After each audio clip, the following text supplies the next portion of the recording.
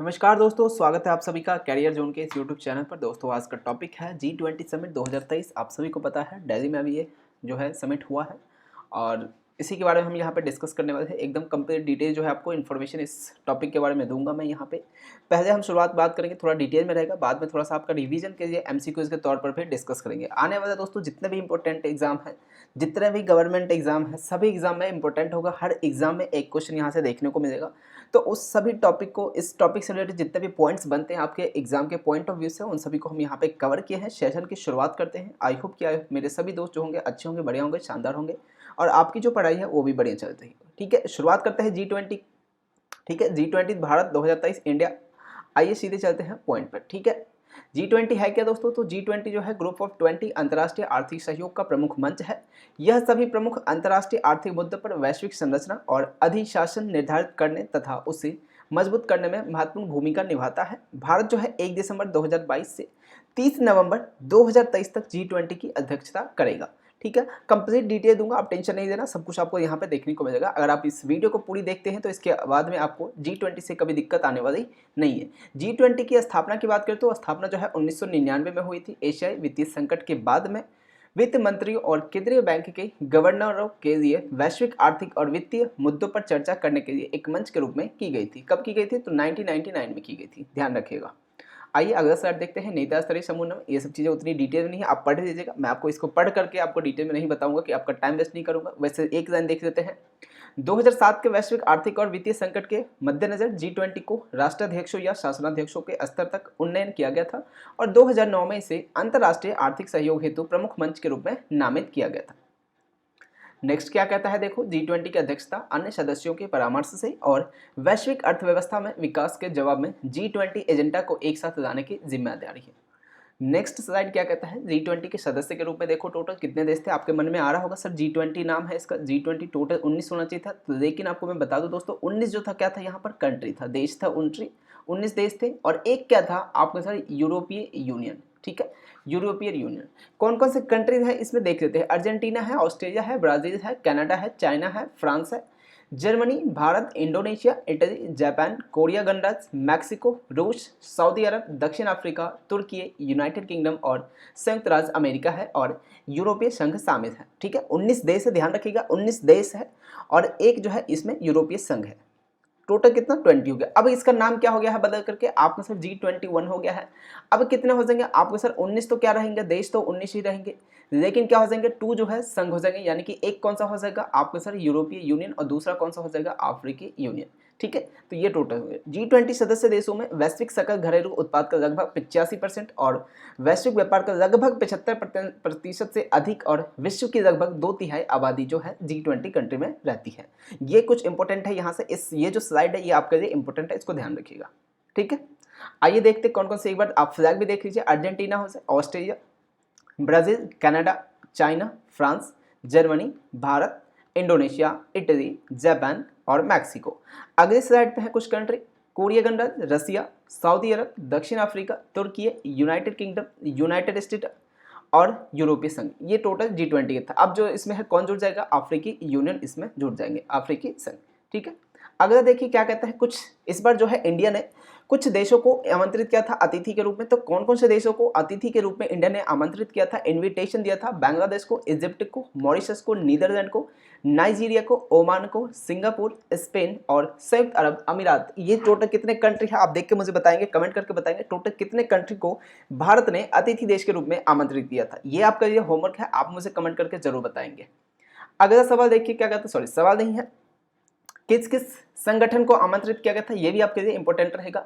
UN को किया गया था, IMFH को किया गया था, WBO को किया था, WHO को किया गया था, WTO को किया गया था, ILO को किया गया था, FSB और OCED को, और क्षेत्रीय संगठनों AU, AUDE, ANEPAD और आसियान को की पीठों के अतिरिक्त G20 के अध्यक्ष के रूप में भारत द्वारा ISA, CDRI और ADB को अतिथि संगठन, अंतर्राष्ट्रीय संगठनों के रूप में आमंत्रित किया था। ये स्लाइड जो है ये भी आपके लिए इंपॉर्टेंट बनता है, यहाँ से क्वेश्चन पूछे जा सकते हैं।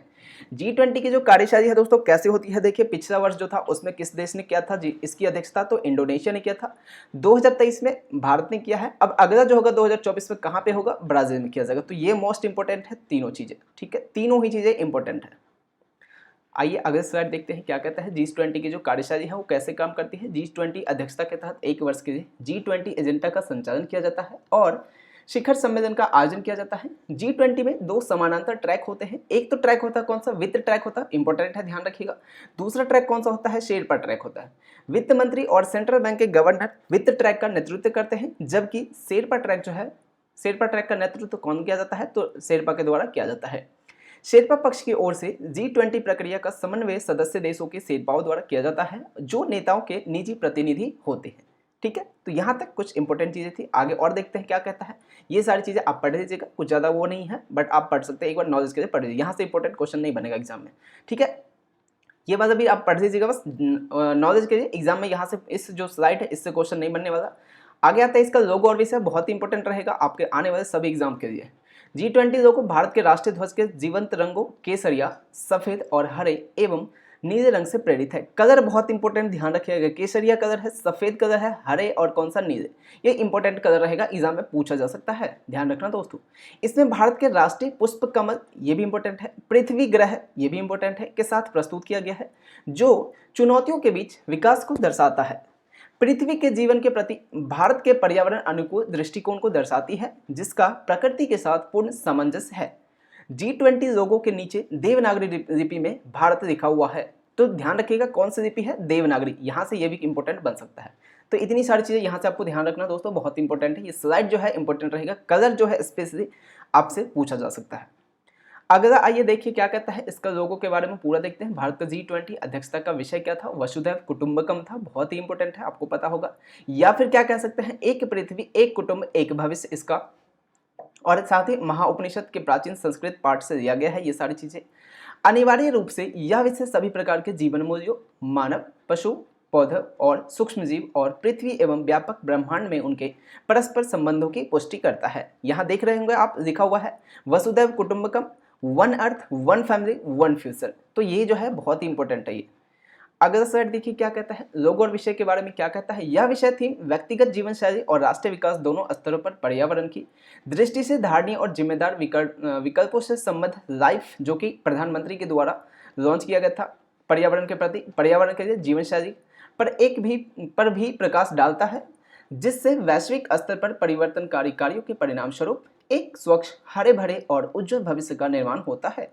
यह विषय सामाजिक और व्यक्तिगत उत्पादन और उपभोग विकल्पों पर भी प्रकाश डालता है। ठीक है दोस्तों, सामाजिक और व्यक्तिगत जो उत्पादन और उपभोग के जो विकल्प हैं उस पर भी फोकस करता है, प्रकाश डालता है, और पर्यावरण की दृष्टि से व्यवहार और जिम्मेदार व्यवहार विकल्प अपनाने का आह्वान करता है, जिससे क्या होगा, वैश्विक सुधारात्मक कार्रवाई की जा सके ताकि मानवता को अपेक्षाकृत स्वच्छ, हरित और उज्जवल भविष्य प्राप्त हो सके। तो मानवता के लिए स्वच्छ, हरित और उज्जवल भविष्य को प्राप्त करने के ये सारी चीज़ें जो है इसमें वर्णन किया गया है, बताया गया है। ठीक है, आइए अगला क्या कहता है देखिए। लोगो और विषय एक साथ भारत की G20 अध्यक्षता का एक सशक्त संदेश देते हैं, जो दुनिया में सभी न्याय संगत और समान विकास के प्रयास को दर्शाता है।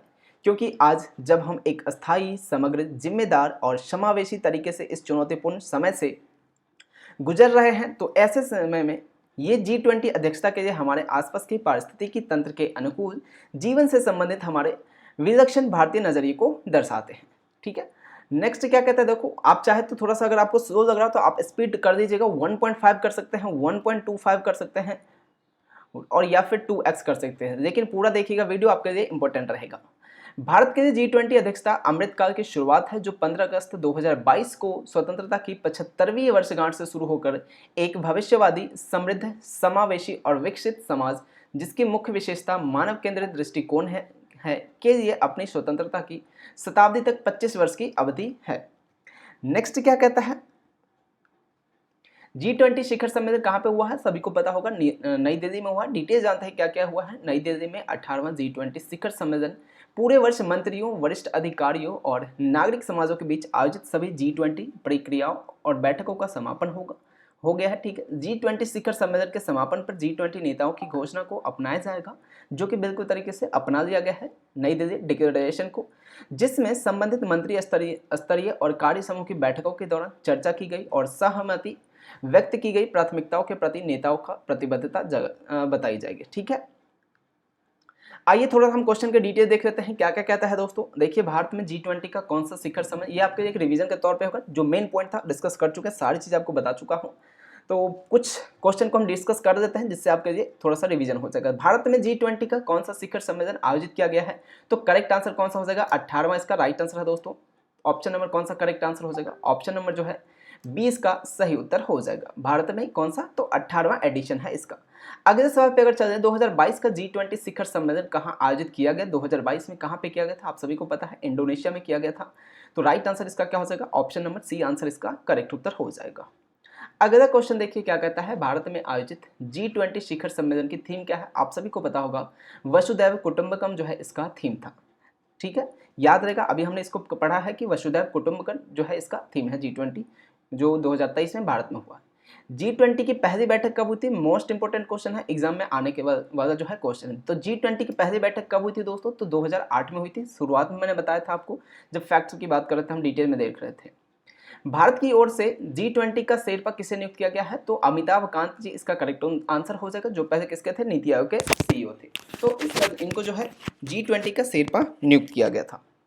Right answer option number B हो जाएगा। G20 की स्थापना कब हुई थी दोस्तों, अभी मैंने बताया था, शुरुआत में आपको बताया था कि G20 की स्थापना कब हुई थी, आपका सर 26 सितंबर 1999 को G20 की स्थापना हुई थी। तो ऑप्शन नंबर सी जो है अपना क्या हो जाएगा, करेक्ट आंसर हो जाएगा। G20 के सदस्य देशों की संख्या बढ़कर अब कितनी हो गई है, तो सदस्य देशों की संख्या जो है बढ़कर अब कितनी हो गई है, आपके सर 21 हो गई है। पहले कितनी थी, 20 थी। दोबारा बताता हूँ एक बार, क्या कितने दोस्त, आपके सर 19 क्या हो जाएगा, कंट्री हो जाएंगे, 19 देश थे इसमें। और एक कौन थे, तो आपका सर यूरोपियन यूनियन था। अब कितना हो गया है, टोटल 21 हो गया है। तो अब कितना क्या चेंजेस हुआ है, देश तो उतना ही रहेगा, नो चेंजेस है, नो मजाक मस्ती देश के साथ में, लेकिन दो जो है यूनियन हो जाएगा। कौन सा, एक तो है यूरोपियन यूनियन, दूसरा कौन सा हो जाएगा, अफ्रीकन यूनियन हो जाएगा। तो ये इसके अब टोटल जो है G21 ना होकर के क्या हो जाएगा, G20 ना होकर के G21 इसका नाम हो जाएगा। G20 के सदस्य देशों की संख्या कितनी है दोस्तों, तो आपका बताएं कितना हो जाएगा, कमेंट करके आप आंसर बता सकते हैं। ये आपके लिए मैं होमवर्क देता हूं। मैंने आपको जब फैक्ट की बात कर डिटेल में दे रहे थे, तो आपको मैंने बताया था कि G20 के सदस्य देशों की संख्या कितनी है, आप मुझे बताएंगे कितना हो जाएगा। अगला क्या कहता है, देखो प्रगति मैदान स्थित भारत मंडपम में स्थापित भगवान शिव नटराज मूर्ति की ऊंचाई कितनी है, मोस्ट इंपोर्टेंट प्रश्न है, मोस्ट इंपोर्टेंट प्रश्न है, एग्जाम में पूछा जा सकता है। तो राइट आंसर कितना हो जाएगा, 27 फीट हो जाएगा। अगर यह आपसे ये पूछा जाए कि भगवान शिव की जो नटराज की मूर्ति है, सबसे ऊंचाई वाली, सबसे मैक्सिमम हाइट वाली जो मूर्ति है, वो कहाँ पे किस देश में है, तो आपका आंसर भारत में। और ये कौन सा है, भारत मंडपम में जो स्थित है भगवान शिव नटराज की मूर्ति, ये वाला हो जाएगा। ठीक है, प्रगति मैदान स्थित भारत मंडपम में स्थापित भगवान शिव नटराज मूर्ति का वजन कितना है, तो लगभग जो कह सकते हैं इसमें दोस्तों 20 टन इसका करेक्ट आंसर हो जाएगा। ऑप्शन नंबर सी इसका करेक्ट उत्तर हो जाएगा।